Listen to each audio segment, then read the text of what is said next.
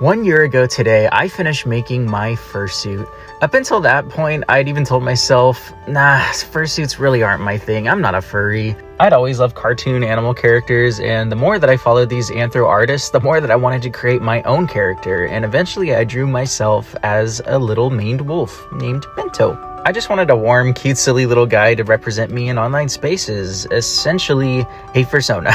I started seeing a bunch of really cool fursuits come across my feed, and eventually I decided to challenge myself to make Bento in a physical medium as a fursuit. I kept getting more and more excited, and I got all giddy buying all the supplies, and I spent almost 100 hours on my first fursuit partial. It was almost a form of meditation, because I would come home for a few hours after each workday and work on the suit, either listening to my favorite music in complete silence or just kind of praying to myself. Once everything was finished, I felt a huge wave of love and satisfaction, and I wanted to share that love with others. I decided to revamp an old Instagram page that had a pretty good following, and I posted some fursuit pictures on there, and I got roasted to hell. I even almost gave up, but I decided, you know what, I'm gonna try one more time. I'm gonna start a fresh account, and since then, oh my goodness, through this community, I have made so many amazing memories and met some of my closest friends. The furry community has shown me that you're not alone, and there's always going to be some insanely creative people just as nerdy as you out there. I've been able to come out of my shell, and I feel like fursuiting's helped me with my conversational and my interpersonal skills, as you really do meet a ton of people while visiting different conventions. I've had the opportunity to DJ for fur meets, release music,